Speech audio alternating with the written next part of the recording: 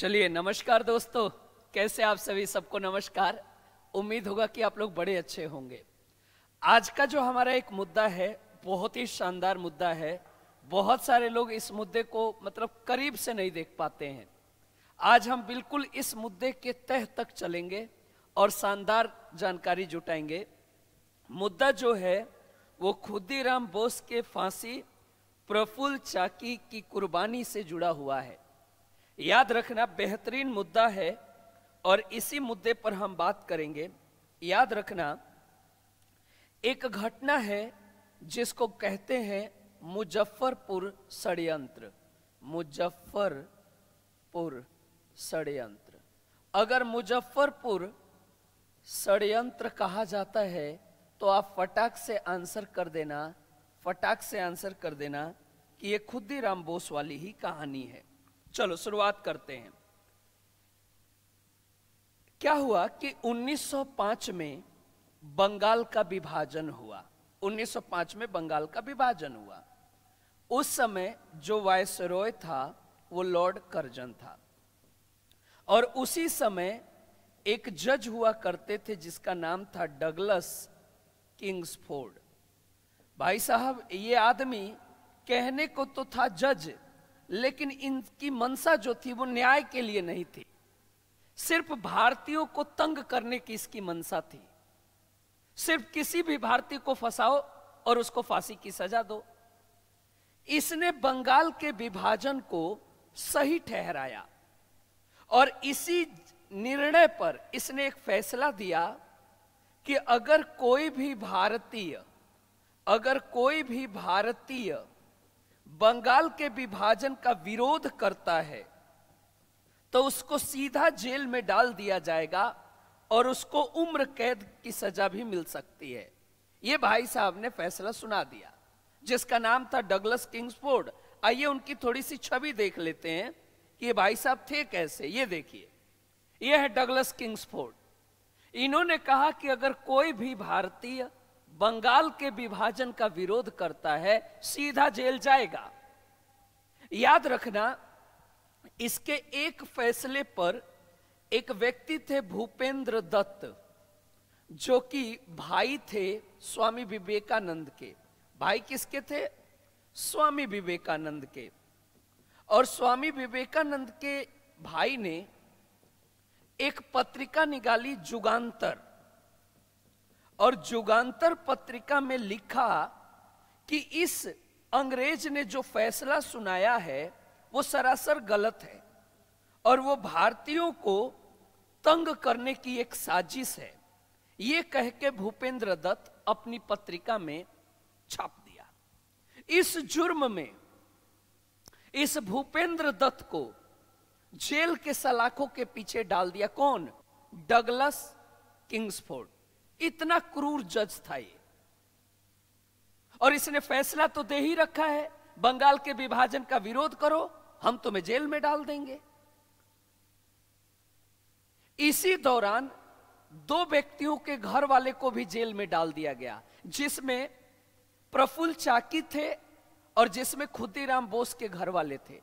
और खुदीराम बोस और प्रफुल्ल चाकी ने ये ठान लिया कि अब इस किंग्सफोर्ड को हम कहीं ना कहीं जरूर मारेंगे। और इसके लिए सही वक्त का चुनाव जारी रहा। याद रखना, धीरे धीरे वक्त गुजरा और प्रफुल्ल चाकी और खुदीराम बोस थोड़े फेमस होने लगे। और फेमस इतना होने लगे कि पूछो मत। इतना फेमस हो गए कि अंग्रेज इनसे डरने लगे और फाइनली इस जज को मारने की योजना बन गई। और योजना बन गई कि इसको किसी तरह हम लोग कलकत्ता में जाकर मारेंगे। लेकिन जब कलकत्ता ये लोग पहुंचे दोनों लोग, तो पता चला कि उस किंग्सफोर्ड का ट्रांसफर मुजफ्फरपुर हो गया है और मुजफ्फरपुर अब जाना पड़ेगा उन्हें। मुजफ्फरपुर पड़ता है बिहार में। तो फाइनली वो लोग मुजफ्फरपुर पहुंच गए और अंजाम 30 अप्रैल 1908 को इस अंजाम तक पहुंचाना था कि शाम के समय इसको घोड़ा बग्गी के साथ उड़ा देंगे। किसको? डगलस किंग्सफोर्ड को। इसके लिए एक दिन पहले यानी 29 तारीख को, 29 अप्रैल को शानदार ये लोग क्या किए, उसके घर के सामने खड़ा होकर पूरा का पूरा रेकी किया कि कब आता है, कब जाता है, किस तरह आता है, किधर से जाता है, सारी रेकी कर ली इन्होंने। और अगले दिन अंजाम देना है। भाई साहब दोनों लोग खड़ा हो गए। कौन? खुदीराम बोस और प्रफुल्ल चाकी। अभी छोटे छोटे बालक हैं। खुदीराम बोस का जन्म भी तो 1889 में हुआ था। अभी बिल्कुल 17-18 साल के बच्चे हैं ये। और फाइनली 30 अप्रैल 1908 को बड़े प्यार से उसके घर के सामने खड़ा होके धड़ाधड़ जो गोला बारूद था वो फेंक दिया। भारत के इतिहास में ये पहला बम कांड है। ये पहला बम कांड है ये भारत के इतिहास में। और फाइनली घोड़ा बग्गी उड़ गया। और घोड़ा बग्गी उड़ते ही जोर से आवाज आई और आवाज दब गई, खत्म हो गई। और ये लोग अपना भागना शुरू कर दिए। और इन लोगों के पीछे पुलिस भी भागना शुरू कर दी।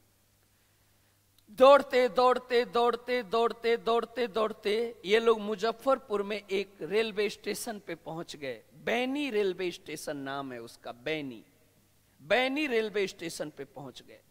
और जब बैनी रेलवे स्टेशन पे पहुंचे तो वहां पर पुलिस ने इनको गिरफ्तार कर लिया। और वहीं पर खुदीराम बोस की गिरफ्तारी हो गई और प्रफुल्ल चाकी ने अपने आप को बंदूक से उड़ा लिया। लेकिन गिरफ्तारी किसकी हो गई? खुदीराम बोस की। और प्रफुल्ल चाकी ने अपने आप को गोली मार लिया। और जब पता चला, खुदीराम बोस ने सिपाहियों से पूछा, हाँ मरा कि नहीं किंग्सफोर्ड? बोला भाई साहब आपने जिसको उड़ाया था ना, उस घोड़ा बग्गी में तो 2 महिलाएं थीं जो ब्याह में आई थी यहां, किंग्सफोर्ड नहीं था उसमें। बोला ओ भाई, बोला ये महिला उड़ गई? बोला हाँ गई, महिला मर गई। 2 यूरोपियन महिलाओं को प्राण त्यागने पड़े। और फाइनली खुदीराम बोस की गिरफ्तारी हो गई। धीरे धीरे मुकदमा चला। अप्रैल की घटना है और मुकदमा 11 अगस्त 1908 को फैसला आ गया।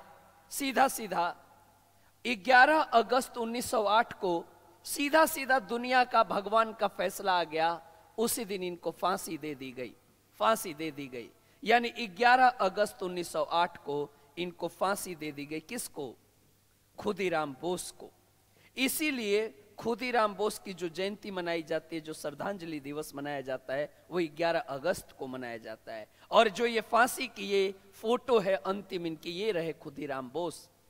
और जगह कहां है? मुजफ्फरपुर जो जेल था, यहीं पर उनको फांसी दी गई थी। यही वो जगह है जहां पर इनको फांसी दी गई थी। तो इसलिए इस षड्यंत्र को हम मुजफ्फरपुर षड्यंत्र के नाम से जानते हैं। और जो डगलस किंग्सफोर्ड था वो इतना डर गया कि कोई और खुदीराम बोस ना आ जाए। भाई साहब बैग पैक किया और अपने देश भाग गया, डर गया।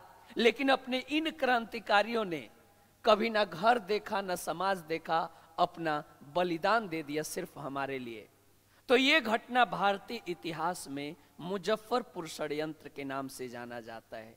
तो ऐसे वीर सपूतों को हम याद करते रहेंगे और आपसे मिलते रहेंगे। दीजिए हमें इजाजत, लेकिन भूलिएगा नहीं, हमारे YouTube पर एक हमारा प्ले लिस्ट है जो कंप्लीट हिस्ट्री के नाम से है। प्ले लिस्ट में जाइएगा और उसमें आपको पीछे की कुछ वीडियोस मिलेंगी। जैसे कि आपको भगत सिंह सुखदेव राजगुरु की फांसी मिलेगी, जैसे कि चंपारण सत्याग्रह मिलेगा। और अगली जो वीडियो आ रही है वो वीडियो आपको कामागाटा मारू, यानी एक जहाज है और ये कनाडा में एक घटना घटित हुई थी। कामागाटा मारू। कामागाटा मारू एक जहाज का नाम है और कनाडा का ये इतिहास है। तो याद रखना, फिर मिलेंगे हम इस टॉपिक के साथ। नमस्कार दोस्तों।